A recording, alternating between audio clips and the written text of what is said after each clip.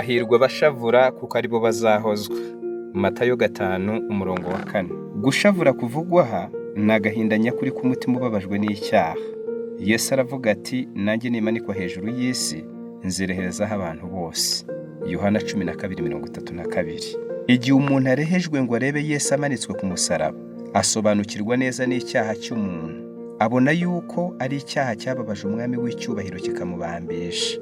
Abona yuko nubwo yakundwaga akagirirwa neza bitavugwa, yakomeje kuba hari indashima n'umugome, kuko yaretse inshuti ye nziza maze akerensa impano iruta izindi zose zo mu ijuru. Ubwo ababambishije umwana w'Imana ubwa kabiri, kandi yongera gucumita wa mutima ukivirirana kandi washengutse.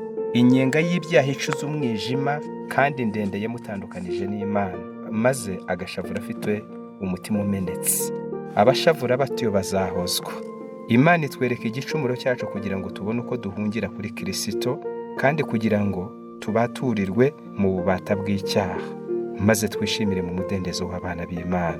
Tuba dukwiriye kuza ku musaraba dufite umutima ushenjaguritse by'ukuri, maze tukasiga imitwaro yacu.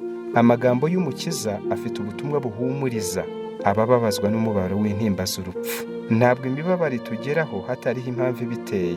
Imana ntinezezwa no kubabaza abantu cyangwa kubatera agahinda, nk'uko byanditswe mu gitabo cy'Amaganya 3:33. Igihe Uwiteka yemera ibigeragezo n'imibabaro ko bitugeraho, abagira ngo bitubere byiza kugira ngo dusangire kwera kwe, nk'uko byanditswe mu Baheburayo 12:10. Iyo ikigeragezo gikomeye cyane cyakiranywe kwizera gihinduka umugisha. Icyorezo cy'inkazi gitsemba umunezero ku isi kizatuma twerekeza amaso yacu mu ijuru. Mbega ukuntu hariho abantu benshi batari kumenya Kristo, iyi mibabaro itaza gutuma bashaka guhumurizwa nawe. Imana ikoresha ibigeragezo byo mu mibereho y'abantu kugira ngo bikure ububi n'imbogamizi mu mico yacu.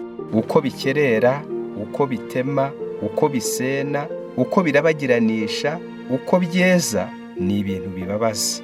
Birakomeye kunyuzwa munsi y'ingasire y'urusyo. Ariko ibuye rimaze kuringanizwa niryo rishyirwa ahantu haryo mu rusengero rwo mu ijuru. Ntabwo umwami akoresha igikoresho cy'amanjwe mu murimo nk'uwo wo kwitonderwa kandi utunganye, keretse amabuye y'igiciro cyinshi cyatunganirijwe kubakishwa urusengero. Uwiteka azakoresha abantu bose bamwiringira.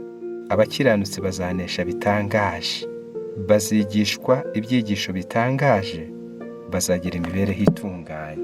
Data wo mu ijuru ntiyirengagiza abanyamubabaro. Igihe Dawidi yazamukaga umusozi Elayono agenda arira ikijyaruguru, atwikiriye umutwe kandi adakwese, nk'uko byanditswe mu rwa kabiri rwa Samweli 15:30, Uwiteka yamurebanaga imbabazi. Dawidi yari yambaye ibigunira kandi umutimanama we waramutotezaga. Kwicisha bugufi kwe byerekanaga ko yari afite umutima umenetse. Yeretse Imana uko ameze, abogoza amarira afite umutima umenetse, maze Uwiteka ntiyareka umugaragu we. Ntabwo Dawidi yigeze anyura umutima w'Imana y'urukundo, nk'igihe umutima we wari ushenjaguritse ahunga abanzi be batewe kumugomera n'umuhungu we. Uwiteka aravuga ati, abo nkunda ndabacyanka bahana ibihano, nuko rero ugira umwete wihane.